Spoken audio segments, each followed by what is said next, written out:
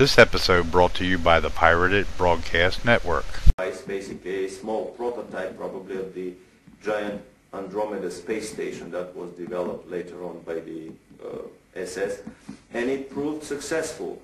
The most interesting story is the one that I heard by an American living in Florida who claims to have spent 2 months in the city of New Berlin.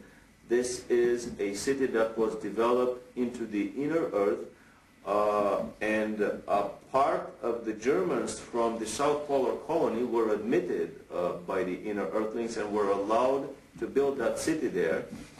Very strict admission procedures, no previous SS members, no previous concentration camp guards and so on were admitted. The rumor is that the present-day city of New Berlin is about 2 million people of population, that they have built there most of the buildings that Hitler's personal architect,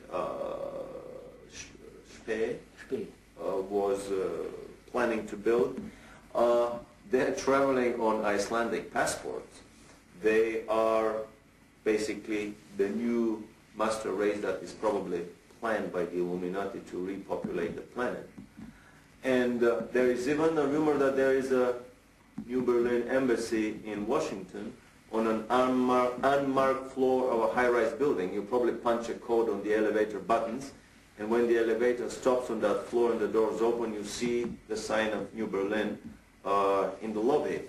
The kids of the New Berliners study in major institutions around the globe, Harvard, Oxford, Cambridge, Yale, and basically it is not a Nazi colony that is established in the hollow earth as an enemy of the present-day American and English Illuminati secret government.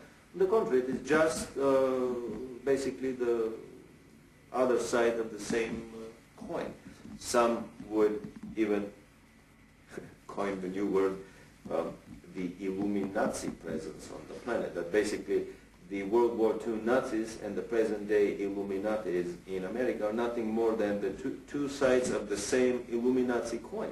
So basically, this is a colony, a presence in the hollow earth that has been established with a shoulder-to-shoulder cooperation of the Russians and Americans, organized, orchestrated, and performed through the quiet cooperation of the Illuminati government. After World War II, a military expedition under Admiral Byrd tried to recover the vanished technology. The extraterrestrials let him enter the inner earth to the Golden City. They delivered a request message for disarmament to the government of the United States. Admiral Byrd had to remain silent until his death, but after he died, his nephew published his diary.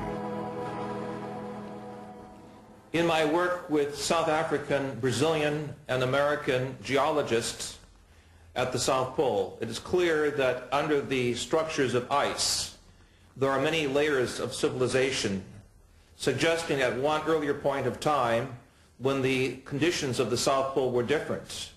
Clearly, there was some type of civilization there. The evidences of huge dinosaur intelligence suggest that this was one of the possible places for the Garden of Eden. This, of course, is assuming that the shell of the Earth had a different north and south magnetic pole. And with the shifting of the pole, this region became suddenly very, very frigid. And thus, we do not see any evidences on the surface of these so-called earlier conditions of intelligence. However, I believe with the further exploration of the documents that both Admiral Byrd brought to the attention of the world after World War II, and the Brazilian Navy uncovered in 1961 with its subpole expedition, that extraterrestrial intelligence is also operated out of the area of the South Pole. In that sense, the South Pole is a connecting point with other civilizations, possible extrasolar gardens of paradise. What was it that Admiral Byrd found on the South Pole? Incredibly enough, in an official American Navy documentary film, We found footage of what Admiral Byrd found on the South Pole. He found giant freshwater, never freezing lakes with areas around them that were free of any snow. And in that film we show footage of the Navy planes landing in these lakes. But even more so, he found, to his amazement, that his planes were disappearing very quickly. A lot of his planes were attacked by anti-gravity devices that were operated by the Germans there, by anti-gravity saucers. A lot of them crashed into invisible barriers and disintegrated in mid-flight.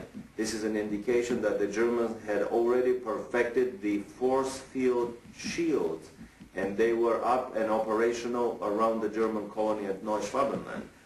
When he was retreating, basically the whole operation lasted for 1 week. They started at the end of February 47, and by the first week of March they were through with the whole operation, and much earlier than scheduled, and they departed. And in an interview at Buenos Aires on his way back, Admiral Byrd made the incredible statement that the Third World War would probably be with an adversary coming from the polar regions of our planet, an adversary that has the ability to fly unobstructed from pole to pole. He was referring to the Germans at their South Polar colony at Neuschwabenland that were operating their anti-gravity craft with impunity and could fly circles around the globe, and of course would shoot out of the sky any of the attacking American planes.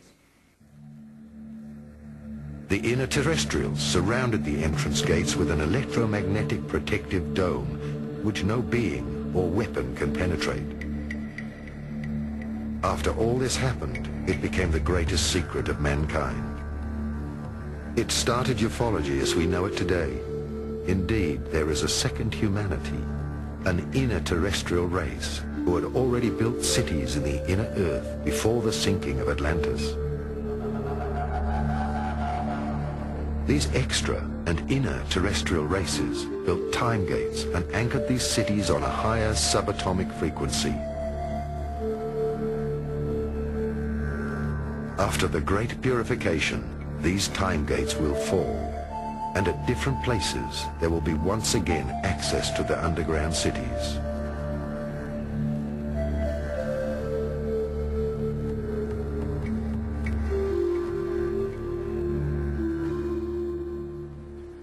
In 1961, the Brazilian Navy was conducting a series of experiments in the Antarctic.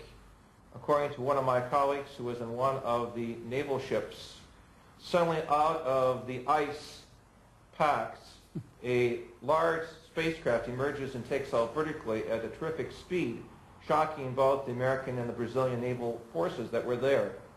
So it is clear that as late as 1961 we have official documentation from the Brazilian Navy that there is some other, emphasize other, underline this 3 or 4 times, life force or intelligence stationed at the South Pole, possibly to observe the scientific developments of the planet, possibly to observe the military operations and the forces of the East and the West in some type of Mexican standoff as the Cold War develops. We have clear documentation from other sources and other South American governments that some technology that is not human-based is there. That is to say, some type of higher evolutionary experience is there, and this is the next chapter of our quest. Why are they here? What do they want from us?